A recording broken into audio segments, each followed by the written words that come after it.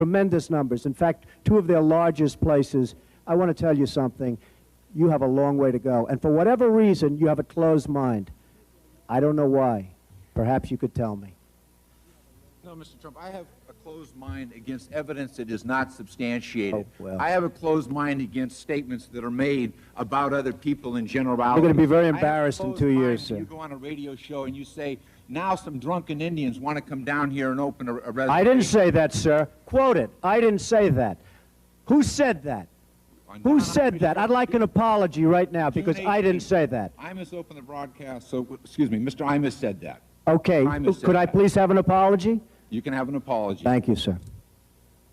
And then you went on to, is this you discussing Indian blood? We're going to judge people by whether they have Indian blood, whether they're qualified to run a gaming casino or not? That probably is me, absolutely. Because I'll tell you what, if you look at some of the reservations that you've approved, you, sir, in your great wisdom have approved, I will tell you right now, they don't look like Indians to me. And they don't look like to Indians. Now, maybe we say politically correct or not politically correct. They don't look like Indians to me, and they don't look like Indians to Indians. And a lot of people are laughing at it, and you're telling how tough it is, how rough it is to get approved. Well, you go up to Connecticut, and you look. Now, they don't look like Indians to me, sir. Thank God that's not the test of whether or not people have rights in this country or not, whether or not they pass your look test. Depends whether, yeah, depends whether or not you're approving it, sir. No, no, it's not a question whether I'm approving it. It's not a question whether I'm approving it. Mr. Trump, you know in the history of this country where we've heard this discussion before, they don't look Jewish to me. Oh, really? They don't look Indian to me. They don't look Italian to me. Mm-hmm.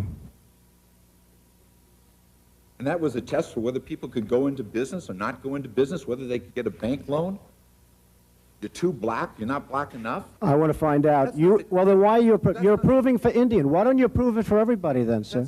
If your case is non-discriminatory, why don't you approve for everybody? You're saying only Indians. Wait a minute, sir.